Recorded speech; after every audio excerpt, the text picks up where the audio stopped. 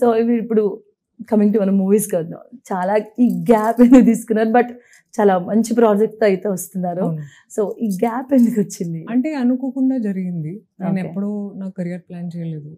And నాకు వచ్చిన స్క్రిప్ట్స్లో నేను జస్ట్ బెస్ట్ డిసైడ్ చేశాను అంతే.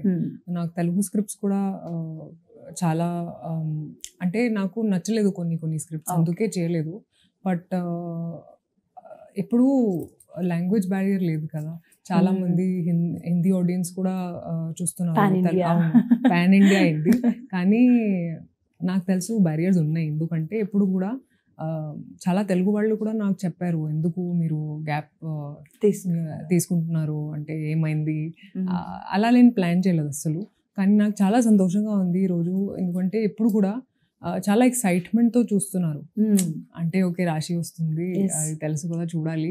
సో నాకు యాజ్ అన్ యాక్టర్గా చాలా సంతోషంగా ఉంది. అండ్ నేను ట్రై చేస్తాను ఫ్యూచర్లో కూడా. బ్యాలెన్స్ చేయడానికి కొంచెం కష్టం, కానీ నేను ట్రై చేస్తాను. ఎందుకంటే చాలా అంటే ఎంతమంది వచ్చినా కూడా, యాక్టర్స్ హీరోయిన్స్ వచ్చినా కూడా చాలా తక్కువ మంది అరే తిను మన పక్కింటి అమ్మాయిలా అనిపిస్తుంది. సో అలా అనిపించిన వాటిలో మీరు ఒకరు. బికాజ్ మీరు చూస్ చేసుకున్న స్క్రిప్ట్స్ కానీ ఆ విధానం కానీ అనిపిస్తుంది, అరే మన ఇంటి అమ్మాయి, మీరు లంగావోని వేసుకున్నా, చూడి వేసుకున్నా, వెస్ట్రన్ వేర్లో ఉన్నా కూడా యాక్ట్ చేసుకుంటారు తెలుగు వాళ్ళు స్పెషల్గా. నాకేంటంటే నేను ఇప్పుడు నా ఇల్లు కూడా హైదరాబాద్లో ఉంది, నాకు 8 years అయింది ఇక్కడ. అండ్ నేను కూడా ఇప్పుడు తెలుగు అమ్మాయి అయ్యాను. అంటే తెలుగు సినిమా చేయలేదు ఇన్ 3 years, కానీ లోపల I feel like I'm more of a Telugu girl than anything else. అంటే తెలుగు ఆడియన్స్ కూడా చాలా ప్రేమ ఇచ్చారు నాకు, నా ఫిల్మ్స్కు. సో నాకు ఒక చాలా స్పెషల్ ఉంది, ప్లేస్ ఉంది నా హార్ట్లో కూడా for my Telugu audience. So coming to తెలుసు కదా, సో ఎలా ఉండబోతుంది? అండ్ స్పెషల్గా సిద్ధు జొన్నలగడ్డతో పేరుపై వస్తున్నారు. సిద్ధు ఫస్ట్ చెప్పాలి, ఇది కృష్ణ అండ్ లీలా కాదు.